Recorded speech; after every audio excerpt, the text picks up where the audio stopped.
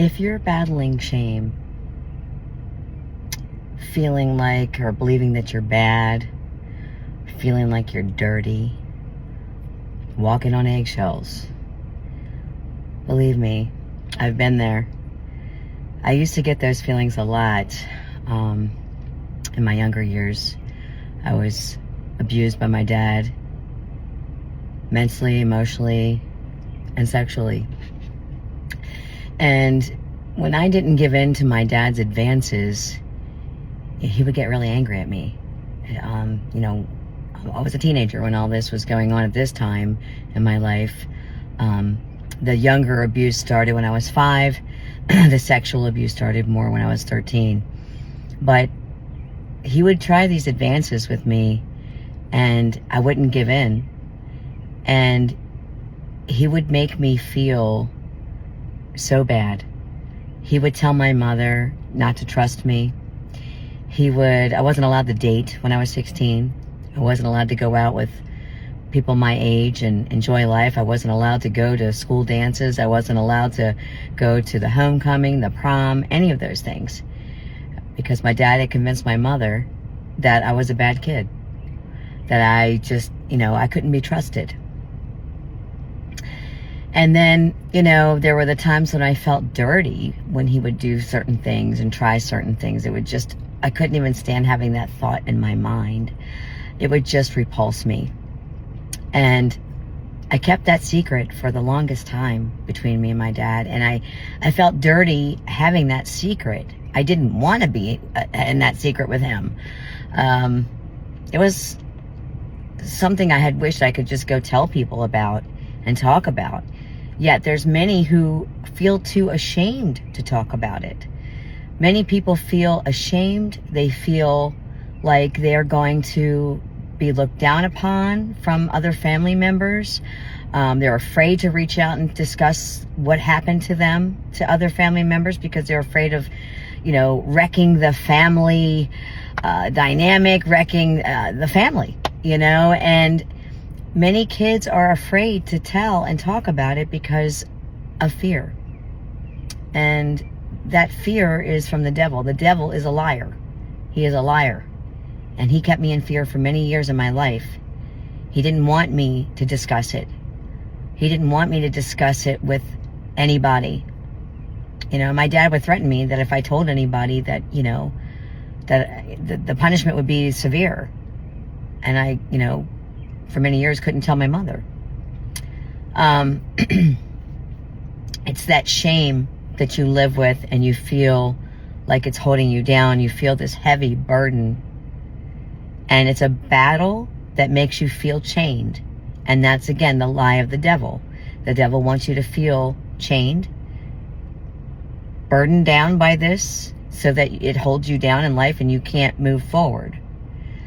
Well, I'm going to tell you, that battle belongs to the Lord. That healing starts when you can start talking about it. That healing starts when you can tell somebody what happened.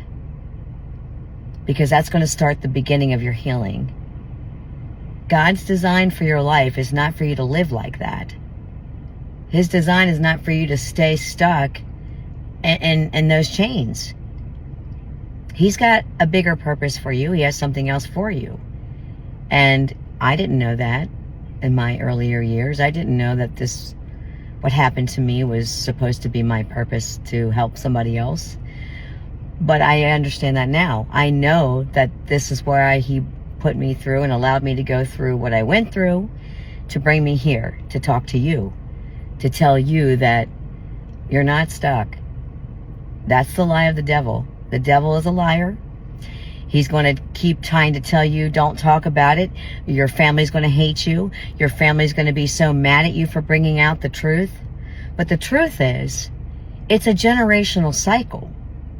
See, what helped me to forgive my dad is that I was able to say, somebody probably hurt him too.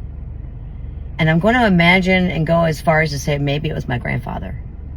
Because I had heard through my family that my grandfather tried to do little things like this to my aunts and uncles. Yet they didn't talk about it. They didn't want anybody to know about it. They didn't want to be viewed like they were crazy. They didn't want to be viewed the crazy one to speak of these things. But the cycle continued because my father remarried and had 3 sons, and the cycle continued with them. And again, I did try to get them help.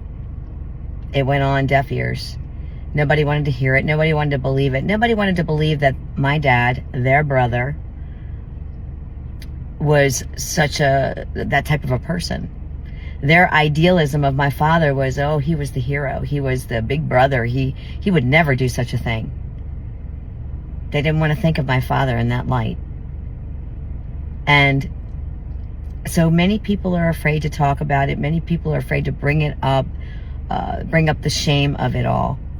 But we need to stop and break this generational curse that's going on in our families. It has to stop somewhere. And I'm going to make sure that I continue to talk about it for myself, for my family, because the way I look at it, the buck stops here. It isn't going to go past me. I've had to deal with this my whole life. And I've seen others dealing with this who are afraid to bring it up, or afraid to talk about it. They feel so much shame.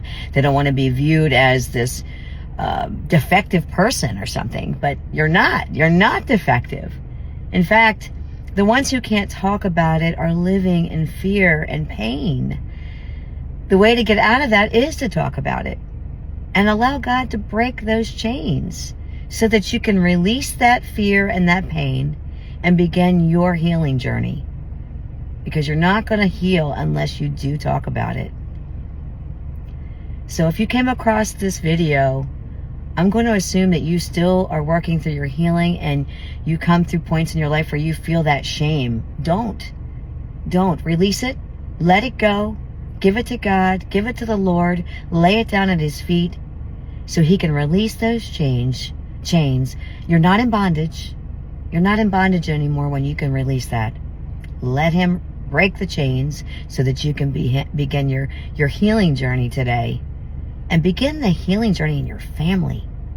If you've gone through child abuse, sexual abuse, and it's been a cycle in your family too, release it today. Stop it. Let it stop with you. I pray that you get the healing that you need. I pray that the Lord will break the chains for you so that you can begin your healing journey today. God bless you.